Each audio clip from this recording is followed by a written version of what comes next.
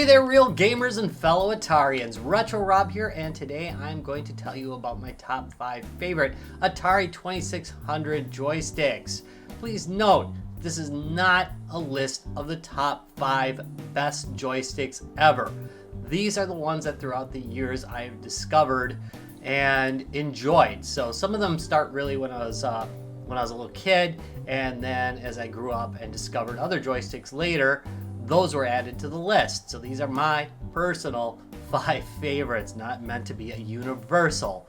I think everybody remembers the original Atari 2600 joystick, or if you were a somewhat lucky kid like me, and maybe less likely another way, you got the Sears Arcade 2, which had this guy. This one was pretty darn uncomfortable. This one would kill your freaking hands. So really, no matter what joystick you ended up with, you probably ended up looking for another one to control your games. This is cool as heck, but not actually usable. All right, let's get started. Meet the Wickel ball handle, which was my main controller throughout my childhood years. This is final proof that I prefer form over function, because let me tell you, the bat handle right here is quite honestly a much easier to control joystick. But no, this one looked like an arcade stick of the 80s, by the way, you know, with the ball. So I much preferred it. It was of course made by Wickel, which was famous for actually making arcade parts, so they did a really good job in making a very tough and very responsive joystick. These are really nice. That said, this particular form factor here is not the easiest to deal with. I think I refurbished this one a couple years back. The grommets on here tend to wear out over time, and they end up like kind of flopping one way or the other. So I got some spare parts, and that's thanks to Ryan. So thank you, Ryan, for those spare grommets. But you can pick them up. I think they're like $10. And refurbish a once dead joystick and bring it back to its former glory. Great stick. Again, could have been better. And one thing I almost forgot to mention is it does have this little switch, so you can button select. Why not just make them both work? I have no idea. Another excellent all-around joystick is the Slick Stick. This was made by Suncom. And it was a stick that you would get if you couldn't afford the TAC-2, basically. Your parents would get you this one. That said, they're very durable. I found that they had a problem where they were kind of prone to breaking inside. There is like a plastic gate and then a metal ball in the middle and some clips around the sides that basically the ball touching the clip makes it go in a certain direction. It closes the circuit. Sometimes those would either wear out or break, and what I would do is I would take a muffler clamp and tie it back around and fix it that way, and then just kind of glue it up. And it would work fine, actually, for a really long time after that. So yeah, these are pretty cool. Oh yeah, also you had to clean them every once in a while. But this really short throw here, it really is very good for when you're playing like shooting games. Really just great feeling joystick, and I do like it. Again, it's a tiny little sucker. Here, let's show it up next to the Wickel. There it is next to the Wickel, and you can see, I mean, that is a much smaller stick and much easier for small hands to control, but also the throw really helps it. Really neat little stick. One more bit of useless trivia on the Slick Stick. There's another version of this called the Starfighter that has just basically not a dome, but just like a giant, I don't even want to say what it is. But anyway, it does have a different type of top, just a straight stick on it. And it's pretty good too. I had a couple of those when I was a kid.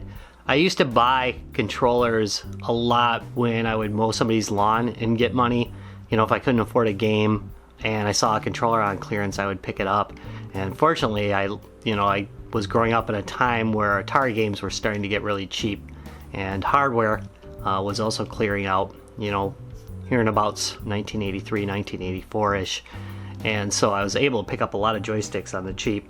And that other one, the Starfighter, was pretty good too. Thumbs up, comment and subscribe or I will go Skynet on your butt. Next, we have the Amiga Power Stick, and this thing was a great joystick.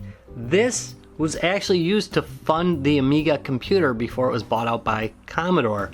This is how they were paying for their development costs on the Amiga. This is a really good little stick. You can actually see there's a little Amiga logo on it. It's a really great stick because it fits in your palm. You can move it like this.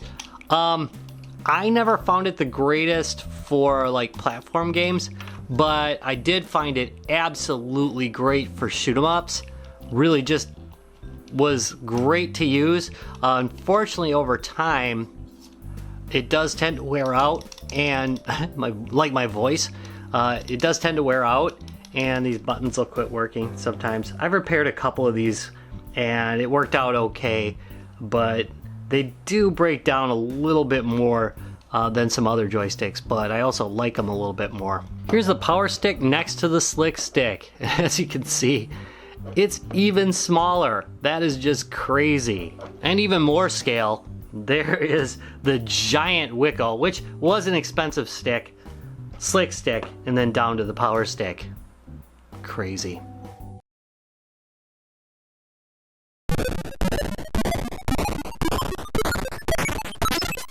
Here's the Conix Epics 500XJ. In the US, this was marketed under the Epics brand because it was fairly well known at that point. This controller was one of the most sought after controllers of my youth. There was a Wickel version of it. I had that one too. It was white, and it kind of yucky. It got kind of yucky over time. There's also another one that was a little bit more square than this, and I do have that around. Someday maybe I'll do a video on the pistol grip controllers that I have. I don't have the Wickel one anymore, but I do have like 3 or 4 other ones. Atari made one as well. But anyway, this is the 500XJ. This one was most likely the one that I had hooked up to my Atari Sears Arcade 2. I should probably show you the Sears Arcade 2 real quick. And there's my Sears Arcade 2. If I'm gonna play Atari off camera, this is the Atari I'll use most likely because it's the one I grew up with. And as you can see, yeah, that looks really cool with it, doesn't it? Makes a nice set. Ladies and gentle gamers, meet the Sigma Arcade Joystick. I do not believe this was released in the US at all. I didn't discover this till I was in my 30s. It is an amazing joystick. Let's flip it up and take a look at why. Number one, that's metal. Joystick, that's a metal shaft on there too. On the top you got a ball, which, you know, I always love a ball on top of the joystick. And then it's got a fire button. This is not a secondary fire button. What this is for the paddle system. Yes, this can be a paddle. You can switch it into paddle mode and use it as a paddle so you can play Warlords with it. How freaking cool is that? It also has an auto fire system, variable speed. So you can crank it up to 11. How cool is this thing? Super well built. On the bottom, by the way, there are 4 suction cups. So you can stick it to a TV tray. Used to have these things, they still make those, don't they? TV trays? Where you're watching TV and you can have your dinner on the tray. But really amazing. I mean, it's not quite arcade quality, but it feels really good. And chances are, if I'm playing games for a video, I'm using this joystick. Either this one or the honorable mention joystick. Meet the TAC 2, which is basically a giant big brother to the Slick Stick. It's also made by Suncom. Same general construction, just a little bit bigger. These are a bit harder to come by. These are pretty darn expensive now, and I never could get my hands on one as a kid. In fact, I just started getting these probably about a year and a half ago, and I now have 3 of them. 2 of them are broken. I've fixed both of those now, so they all work. But this was probably the least reliable of the 3. But they are a great joystick. I also tend to use these in the Sorry Atari videos because they do work really well. They're kind of a neat middle ground between the Slick Stick and this giant Wickel here, you know? So I really enjoy using it. Also has left or right-handed buttons. That's really cool for people who want to play Atari but they're left-handed. My uncle used to play his upside down. He used a regular Atari joystick and he played with it upside down. Oh, it drove me crazy, especially when he won like that. And that was it, my 5 favorite Atari joysticks. What are your favorites? Let me know in the comments down below. I want to thank you very much for watching this video. If you enjoyed it, please give me a thumbs up, subscribe for more. And I'll see you in a couple days. Bye!